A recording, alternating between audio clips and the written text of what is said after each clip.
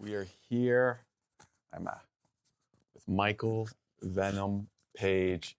How you feeling? Thanks for joining us on the Spinning Backfist show. Yeah, no, I'm feeling good. I like the name of that show. Yeah, Spinning Backfist. No, you've had a few of those. Yeah. Yeah, feeling good. Feeling That's great. good. It's the normal process. To be fair, this one hasn't been as strenuous in terms of the media stuff, obligations. But either way, I enjoy it all. So This is your third UFC fight? Fourth UFC fight week. Fourth now. How's it been Good. compared to it's almost normal now? Yeah, no, definitely. Like I said, obviously, even beforehand, the structure of how things go is the same. So it's just there's more here. It's bigger, you know. Bigger, yeah. But yeah, it's been chill. It's been nice.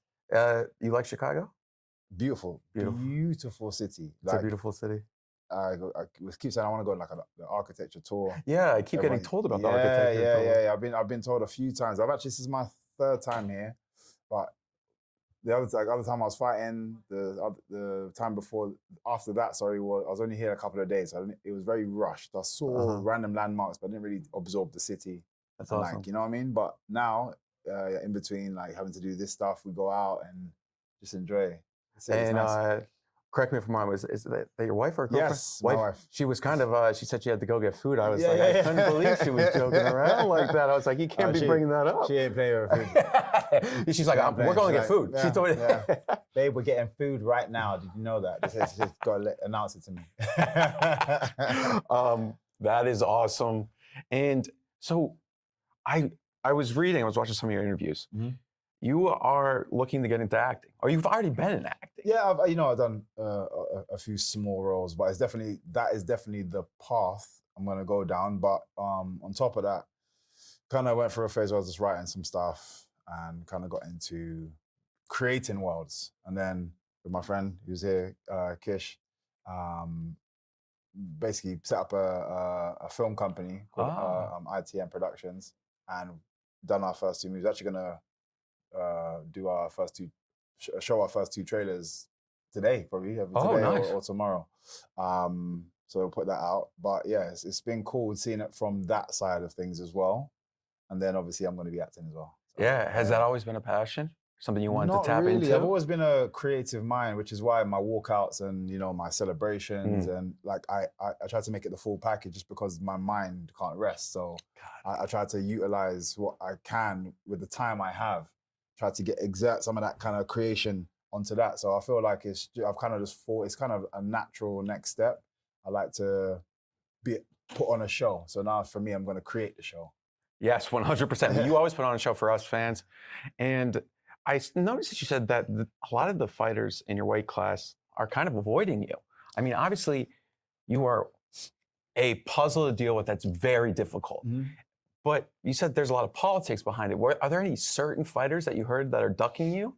No. Obviously, you had Cannonier this weekend, but yeah, it seemed like it was. I would have thought. I agreed with you after the Share a Bullet performance. Yeah. People would have been lining up to fight you. Yeah, I definitely thought that. I don't know any specific names because it just feels like, I just got the feeling of like, I even got to the point where I was calling people out, and I don't do that really.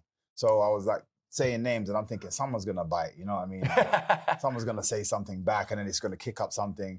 Everyone was silent, so it just feels political in terms of that division. There's a lot of established names, and everyone's kind of fighting for the right to be the next person to fight for the title, whether they had the title once and they want to go back, whether they're close or had title fights and lost, and they're just in and around there. So it's like, why would I take a very... It's not that I don't believe they're necessarily scared of me, but it's just an awkward fight to take when I'm trying to get back to the title because he just seems tricky. So 100%. it could be that. So it's just, and then on top of that, now Islam's come up. That whole welterweight division just seems stagnant at the moment. Mm-hmm. And I want to be active. So I'm in a stage of my career, I just want to fight. Yeah. As much as I want to progress, but more than anything, I want to be out here on show and fight. And middleweight seems to be the place where there's less, there's names, but there's less like established names. There's hungry people that are wanting to make it to the top, so they're willing to take these kind of fights. 100%. And us fans love to hear when someone wants to fight. 100%. I mean, it's like, you always put on a show. We always look forward to watching you fight. And it's always great to hear fighters that love to fight. Obviously, they all do, but sometimes guys take years off. Not years, but like a They long take a lot of time. Yeah. I'm asking every fighter here, Mhm. what was your first job? My first. It could be job- part-time. It could be. Yeah. Well, okay. Because we do work experience, which I don't, technically wouldn't class as a job. I didn't get paid, so I wouldn't class that one. That was in a print shop, but my first job it was working at IKEA. IKEA. Yeah, All right. yes. I heard McDonald's today from Kai Asakuri. He was the Okay, first okay. one was in McDonald's in Japan, but IKEA. Okay, that's awesome. Have any of the Swedish meatballs or no? Actually, no. Okay.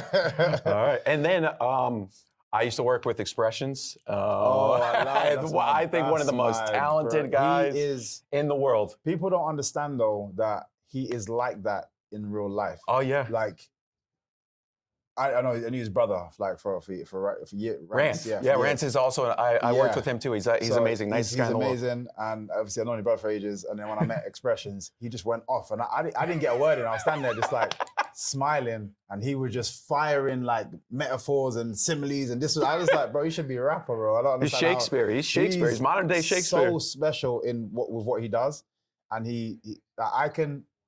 If I'm like miserable that day, I can wake up in the morning and be like, you know what? I know someone that's gonna give me entertainment. Whether he's won or lost, it's just how he delivers. Well, I'm unfortunately a Tottenham supporter as well, so there's a lot of losses along the way. But when he brings joy to the life. He brings joy, man. He's amazing. He worked with us at Barstool, and I was assigned to running his socials, and I got to spend a lot of time with him. And it was one of the God's blessed me in a lot of ways, but working with him was amazing. It exposed me to a different world. Amazing. And he was the nicest guy ever, but so talented. He's so talented. And it's just natural, man. Because again, it's funny. Not all the people, they know that him and Rance are brothers because they're such different personalities. They do the same like they'll say the same. You can tell they've been raised together, but they're so different. Ranceroni, he calls him Ranceroni. It's so funny. Ooh, sauce.